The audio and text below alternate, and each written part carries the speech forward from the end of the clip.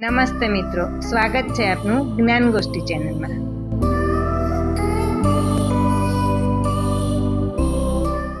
તો ચાલો વાચક મિત્રો મળીએ આજે એક નવા પુસ્તકને। પુસ્તકનું નામ છે ડાયલોગથી દેવભાષા, જય ઓઝા જેના સર્જક છે, જેની પ્રથમ આવૃત્તિ 2021માં બહાર પડેલી। 158 પેજમાં આ પુસ્તક વહેંચાયેલું છે, જેની કિંમત 200 રૂપિયા છે। ગુર્જર પ્રકાશન દ્વારા એ પ્રકાશિત થયું છે। આ પુસ્તક સૌને સંસ્કૃત અને આપણા સંસ્કારોથી સુપરિચિત કરાવશે। ખાસ કરીને આ પુસ્તક સર્જકના લખાણનો એક નવો જ પ્રયોગ છે। પ્રસ્તુત પુસ્તકમાં ફિલ્મી સંવાદોના માધ્યમથી આપણા મહાન પ્રાચીન ગ્રંથો, શાસ્ત્રો અને સંસ્કૃત ભાષાને લોકમાનસમાં સુપ્રતિષ્ઠિત કરવાનો એક પ્રશંસનીય પ્રયાસ થયો છે। પુસ્તક વાંચતા પ્રતીતિ થાય છે કે સર્જકે જેટલા ધ્યાનથી ફિલ્મો જોયા એટલા જ ધ્યાનથી સંસ્કૃતના પુરાણોને પણ વાંચ્યા છે। અને વળી પુસ્તકમાં કેવળ હિન્દી ફિલ્મનો ઉલ્લેખ છે તેવું નથી, તેલુગુનો પણ ઉલ્લેખ તેમણે અહીંયા કર્યો છે। સંસ્કૃતના વિદ્વાનનો આટલો સંબંધ ફિલ્મો સાથે પણ હોઈ શકે તે માન્યામાં નથી આવતું। અહીં સમગ્રતાથી આધુનિક ફિલ્મ સંવાદો અને પ્રાચીન સાંસ્કૃતિક જ્ઞાનનો લેખકે અદ્ભુત સમન્વય સાધ્યો છે, જેમાં મહાભારત, રામાયણ, પંચતંત્ર, હિતોપદેશ, વેદો, ઉપનિષદો, શતપથ બ્રાહ્મણો, રુદ્ર રાક્ષસ નાટક, કાદંબરી, મુચ્છકટી, કુમાર સંભવ, શિશુપાલ વધ, કિરાતાર્જુન્યમ, કઠોપનિષદ, બૃહદ કથા, સરિત સાગર, પદ્મપુરાણ, હર્ષ રચિત ચાણક્ય નીતિ, ભર્તુહરિના શતકો સમગ્રતાથી સંવાદોના નમૂનાને શોધ્યા છે।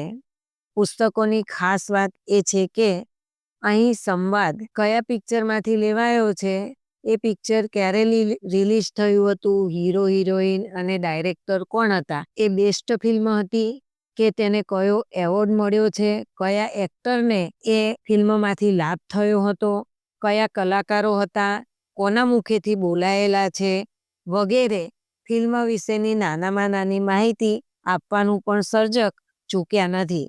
તો વળી પુરાણો અને વૈદિક સાહિત્યમાં પણ એ ગ્રંથોમાં શું કહેવામાં આવ્યું છે અને ગ્રંથોનું કન્ટેન્ટ શું છે તે આજના વર્તમાન સમયમાં પણ કેવી રીતે અહીં આપણને ઉપયોગી છે તે ખાસ વાત સર્જકે અહીંયા જણાવી છે। પુસ્તકમાં આવતા મુખ્ય સંદેશની જો વાત કરું તો વર્તમાનમાં જીવો, વર્તમાનને માણો અને ચિત્તા સમાન છે, આવા કેટલાક જીવન સૂત્રોનો પુસ્તકમાં ઠેર ઠેર જોવા મળે છે। ક્યાંક એવું પણ લખાયું છે કે સમયની મહત્તા સમજો, ક્ષણે ક્ષણને માણો અને જીવો, તો ક્યાંક વળી ઉદ્યમ અને પરિશ્રમની મહત્તા પણ સમજાવે છે। એના અનુસંધાને કહીએ તો આપણે આપણા મહાન ઇતિહાસ અને મહાન પુરુષોના પદ ચિહ્નો પર ચાલવું જોઈએ અને એ અનુસાર વર્તમાનમાં જીવવું જોઈએ અને આપણી મીતો અંતે ઉજ્જવળ ભવિષ્ય પર જ રહેવી જોઈએ, એવો એક સંદેશ અહીં જોવા મળે છે।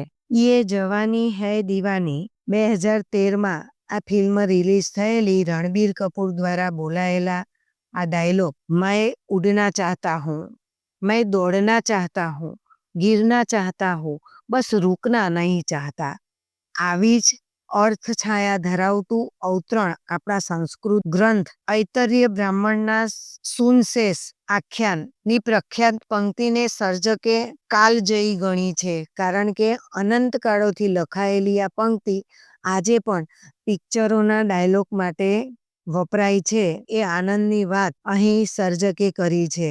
તો વળી 1959માં રિલીઝ થયેલી પૈગામ પિક્ચરનો ડાયલોગ જોની વોકરના મુખે બોલાયેલો છે, જેનો સંવાદ લખનારા લેખક રામાયણ ધારાવાહિક લખનારા રામાનંદ સાગર હતા। પેટ કી આવાજ કે સામને આત્મા और परमात्मा दोनों की आवाज गायब हो जाती है, આ એક સંવાદ હતો।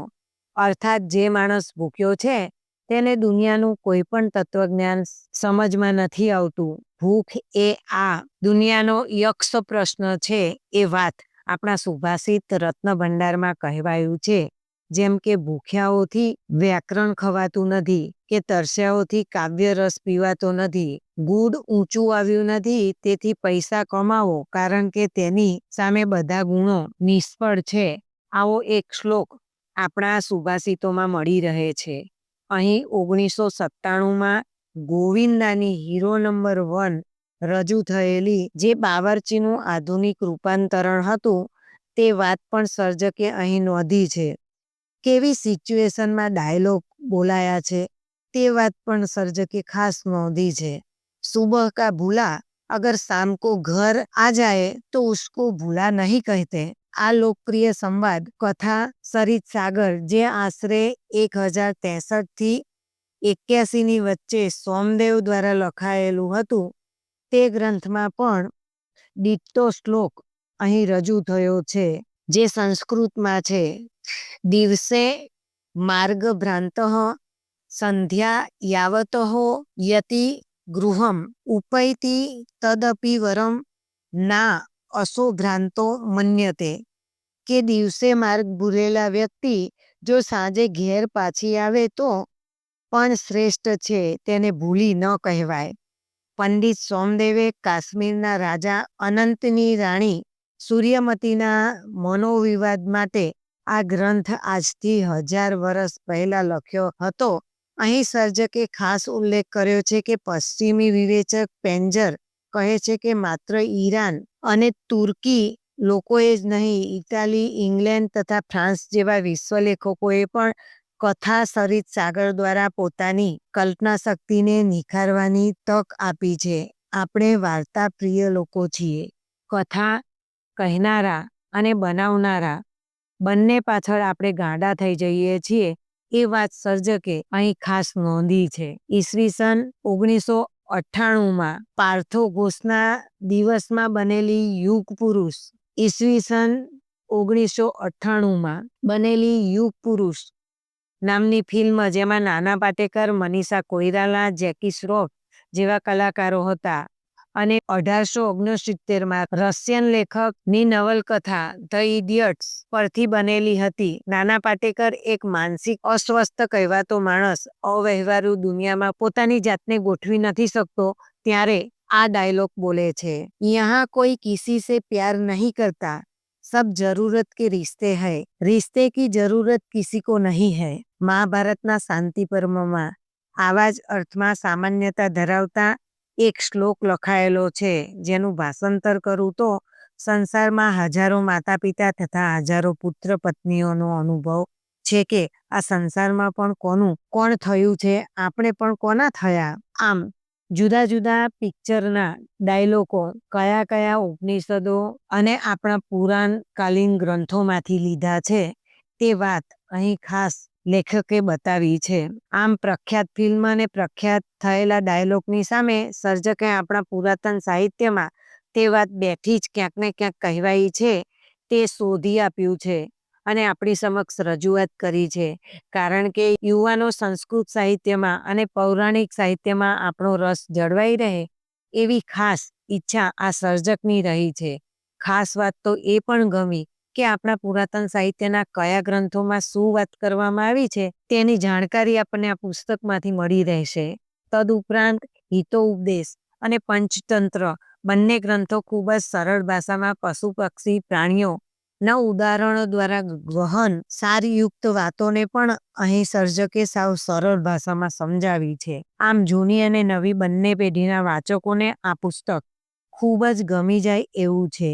જેને પિક્ચરો અને પુસ્તકોમાં રસ હોય તેવા વાચકોએ આ પુસ્તક ખાસ વાંચવું. જેના આપણા પૌરાણિક વૈદિક સાહિત્ય વિશે જાણકારી મેળવવી હોય તેણે પણ આ પુસ્તક ખાસ વાંચવું. તો આપ વાચક મિત્રો આ પુસ્તક અચૂક વાંચશો એવી આશા સાથે ચાલો ફરી મળીશું એક નવા પુસ્તક સાથે.